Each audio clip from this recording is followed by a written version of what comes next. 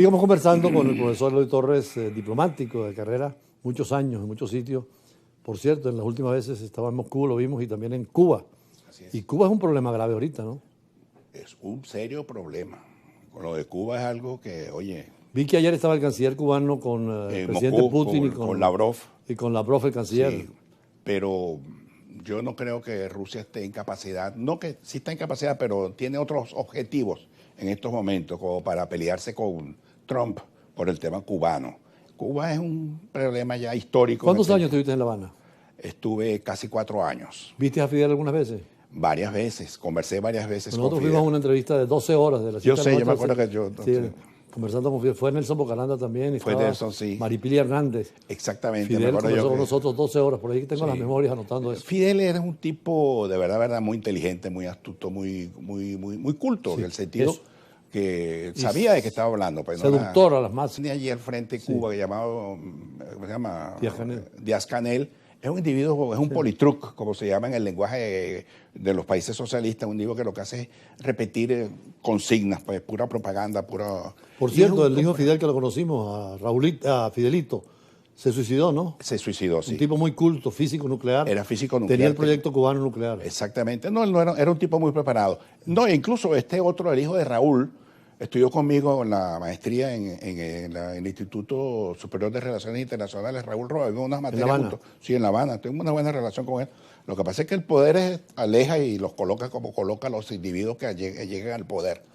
Siempre lo Es que vi como con un tipo Raúl, inteligente. con Fidelito coincidíamos en Viena. En la cuestión Organización de nuclear, Energía sí. Atómica, yo iba por Venezuela, iba por Cuba. Tuvimos una buena relación, pero no era político tampoco, era científico. Sí, acuérdate que él era ingeniero físico y especialista en temas nucleares. ¿sí? Eso. Sí, sí. La Habana tenía su reactor de 400 megavatios. Que él lo el de montó. Libia es de 3 megavatios. Él lo montó, él fue que lo montó. Sí, sí. Junto Con con los tecnología rusos. rusa, pero Sí, claro. cuando cayó la Unión Soviética se cayó el modelo. Sí. Pero por eso Fidel le imprimió con grandes dificultades un sentido a la vida de los cubanos, con las grandes deficiencias, pero este hombre que de hoy en día dirige ese país es un hombre que está alejado de la realidad, él es un pobre individuo que no tiene ninguna sola idea en la cabeza, así sea bellaca, así sea una locura, pero ni siquiera ideas bellacas ni locas tiene en la cabeza. Es un tipo que lo que hace es repetir consignas. Por cierto, la Unión Europea ha frenado los viajes, el turismo, que mantenía muchísimo dinero para Cuba. Y hablando de la Unión Europea también, tú que eres especialista en esta materia, el drama de la Unión Europea que se queda huérfana con Estados Unidos, son 27 países, 500 millones de habitantes, están buscando con Mercosur y ahora con la India nuevos mercados y nuevas posibilidades. Sí, el problema está en que los otros actores pretendan ser garantía para que la Unión Europea, para que esa Europa amarrada y enfrentada a grandes conflictos internos pueda entender pues que es necesario una serie de transformaciones. Quizás la presencia hace una semana, hace pocos días, de Marco Rubio, el que es el secretario, el canciller, pues, el diplomático, el jefe de la diplomacia norteamericana, le habló que es un problema aquí de defensa de los valores, que no es posible, por ejemplo, el caso, sin mencionar, el caso de España, queriendo legalizar 500.000 inmigrantes, fundamentalmente del mundo islámico, que eso es un peligro para España, pero también para la Unión Europea y para todo lo que significa la civilización occidental. Ahora, como profesor universitario, es interesante el modelo europeo, cómo 27 países que hablan distintos idiomas, cultos religiosos diferentes, historias diferentes, se unen. En cambio, en América Latina, que somos iguales, no nos unimos.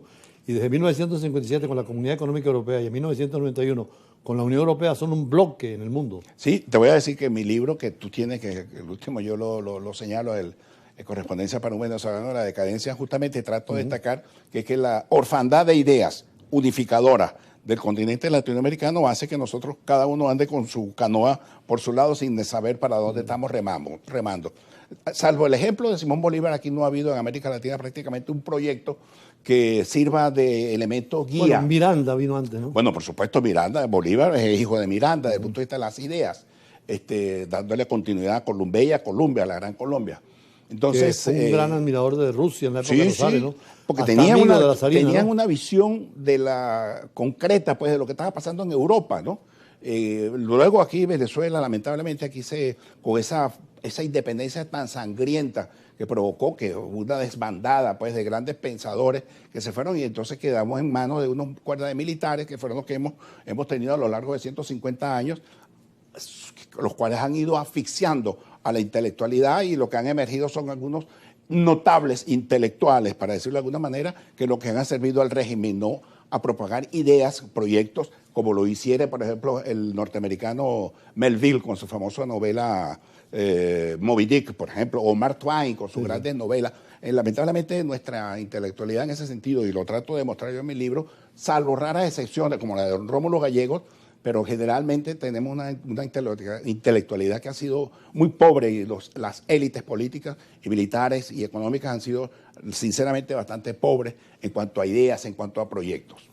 Cuando conversaba unas semanas atrás con Natacha Carreño, mencionaba un caso interesante. En el mundo de hoy son grandes bloques, grandes alianzas internacionales. Sí. Y es difícil quedarse aislado en una isla dentro de la geopolítica mundial. Y hablabas de los medos. Sí. En la época de Tucídides, cuando contó entre Atenas y Esparta. Y Esparta, sí. Es difícil hoy permanecer ajeno a estos grandes movimientos. Si uno se deja llevar por lo que decía Kissinger, cuando hablaba, que decía que la historia no se enseña o no se aprende por identidad, sino por analogía, nos encontramos en que el mundo en este momento está viviendo un proceso justamente similar al de Esparta y Atenas. Es decir, dos bloques que están creciendo, en este caso son tres bloques, pues, ¿no?